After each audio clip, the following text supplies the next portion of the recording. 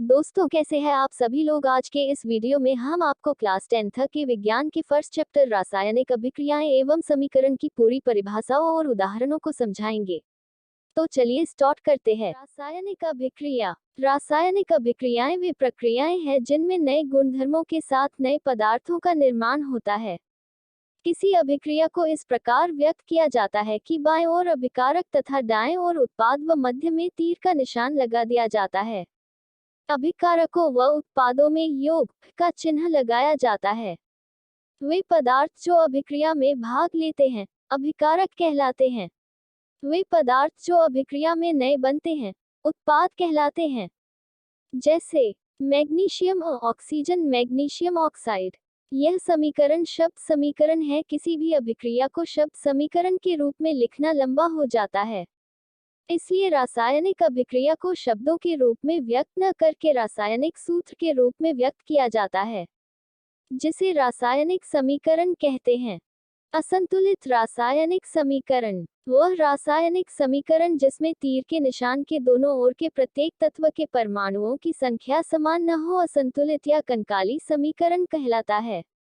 जैसे यह कंकाली समीकरण है क्योंकि इसमें ऑक्सीजन परमाणु की संख्या दोनों ओर समान नहीं है। संतुलित रासायनिक समीकरण संतुलित रासायनिक समीकरण में तीर के निशान के दोनों ओर प्रत्येक तत्व के परमाणुओं की संख्या समान होती है। कंकाली समीकरण को संतुलित करना आवश्यक होता है क्योंकि द्रव्यमान ऊर्जा संरक्षण के नियमानुसार किसी भी रासायनिक अभिक्रिया में द्रव्यमान का न तो निर्माण होता है न ही विनाश होता है। अभिक्रिया में दोनों ओर परमाणुओं की संख्या समान होने पर उनका द्रव्यमान भी समान होता है, इसलिए रासायनिक समीकरण को संतुलित करना भी आवश्यक होता है। समीकरण को संतुलित करने के लिए सर्वप्रथम जिस परमाणु की संख्या सर्वाधिक होती है उसे बराबर करते हैं, इसके पश्चात अन्य की संख्या को बराबर करते हैं। जैसे रासायनिक अभिक्रियाएं मुख्य रूप से 7 प्रकार की होती हैं जो निम्न हैं। 1. संयोजन अभिक्रिया। 2. वियोजन या अपघटन अभिक्रिया। 3. विस्थापन अभिक्रिया। 4. द्विविस्थापन अभिक्रिया। 5. उपचयन एवं अपचयन। 6. ऊष्माक्षेपी अभिक्रिया। 7. ऊष्माशोषी अभिक्रिया। 1. संयोजन अभिक्रिया वे रासायनिक अभिक्रियाएं जिनमें 2 या 2 से अधिक अभिकारक पदार्थ जुड़कर एकल उत्पाद का निर्माण करते हैं संयोजन अभिक्रियाएं कहलाती हैं। जैसे इस अभिक्रिया में ठोस कैल्शियम ऑक्साइड व जल का अणु जुड़कर एकल उत्पाद कैल्शियम हाइड्रोक्साइड का निर्माण कर रहे हैं। कैल्शियम ऑक्साइड बिना बुझा हुआ चूना होता है जिसका उपयोग दीवारों की सफेदी करने में किया जाता है। उपरोक्त रासायनिक अभिक्रिया में निर्मित कैल्शियम हाइड्रोक्साइड को दीवारों पर सफेदी करने के 2 या 3 दिन बाद तक यह CO2 से धीमी गति से क्रिया कर कैल्शियम कार्बोनेट का निर्माण करता है जिसे संगमरमर भी कहते हैं।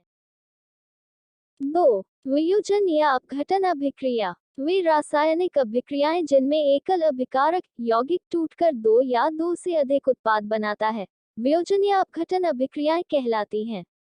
वियोजन अभिक्रिया में ऊष्मा का अवशोषण होता है, इसलिए इन्हें ऊष्माशोषी अभिक्रिया भी कहा जाता है। इसके 3 रूप होते हैं। 1. ऊष्मा। 2. तापन। 3. विद्युत धारा। 3. विस्थापन अभिक्रिया वे रासायनिक अभिक्रियाएं जिनमें एक तत्व दूसरे तत्व को उसके यौगिक से अलग कर देता है विस्थापन अभिक्रियाएं कहलाती हैं। जैसे लोहे की कील को कॉपर सल्फेट के विलयन में ले जाने पर कील का रंग भूरा हो जाता है तथा कॉपर सल्फेट के विलयन का रंग नीला मलिन हो जाता है क्योंकि लोहा आयरन कॉपर को उसके विलयन से पृथक कर देता है। 4. द्विविस्थापन अभिक्रिया वे रासायनिक अभिक्रियाएं जिनमें क्रियाकारकों के बीच आयनों का आदान प्रदान होता है वह सभी अभिक्रियाएं द्विविस्थापन अभिक्रियाएं कहलाती हैं। इस अभिक्रिया में Ba2 जोड़ तथा SO4 2 आयनों की क्रिया से BaSO4 के अवक्षेप का निर्माण होता है। 5. उपचयन एवं अपचयन वे रासायनिक अभिक्रियाएं जिनमें एक अभिकारक का उपचयन व दूसरे अभिकारक का अपचयन होता है वे अभिक्रियाएं उपचयन अपचयन रेडॉक्स अभिक्रियाएं कहलाती हैं। अभिकारक में ऑक्सीजन का जुड़ना अथवा हाइड्रोजन का निकलना उपचयन तथा ऑक्सीजन का निकलना अथवा हाइड्रोजन का जुड़ना अपचयन कहलाता है। जैसे इस रासायनिक अभिक्रिया का तापन कराने पर कॉपर का अपचयन व हाइड्रोजन का उपचयन हो जाता है। 6. ऊष्माक्षेपी अभिक्रिया। वे रासायनिक अभिक्रियाएं जिनमें उत्पाद के निर्माण के साथ साथ ऊष्मा का भी उत्सर्जन होता है, वे सभी अभिक्रियाएं ऊष्माक्षेपी अभिक्रियाएं कहलाती हैं, जैसे प्राकृतिक गैस का दहन। 7. ऊष्माशोषी अभिक्रिया। वे रासायनिक अभिक्रियाएं जिनमें ऊष्मा का अवशोषण होता है, वे सभी अभिक्रियाएं ऊष्माशोषी अभिक्रियाएं कहलाती हैं। सभी अपघटन अभिक्रियाएं ऊष्माक्षेपी होती है। हमारे दैनिक जीवन में उपचयन अभिक्रियाओं के प्रभाव। 1. संक्षारण। 2. विकृत गंधिता। 1. संक्षारण। जब कोई धातु अम्ल, क्षार, नमी आदि के संपर्क में आती है तो वह नष्ट होने लगती है, जिसे संक्षारण कहते हैं। संक्षारण के कारण चांदी के ऊपर काली परत व तांबे के ऊपर हरे रंग की परत चढ़ जाती है। संक्षारण के कारण ही पुल, लोहे की रेलिंग, जहाज, धातु, विशेषकर लोहे से बनी वस्तुएं नष्ट हो जाती हैं, जिसका मुख्य कारण उपचयन अभिक्रिया है। संक्षारण को पैंट करके रोका जा सकता है। 2. विकृत गंधिता। वसायुक्त अथवा तैलीय खाद्य सामग्री जब लंबे समय तक रखे रह जाते हैं तो इनका उपचयन हो जाता है, जिसके कारण इनका स्वाद एवं गंध बदल जाती है तथा ये विकृत गंधी हो जाती हैं। इसके प्रभाव को रोकने के लिए खाद्य सामग्री को वायुरोधी बर्तनों में रखा जाता है।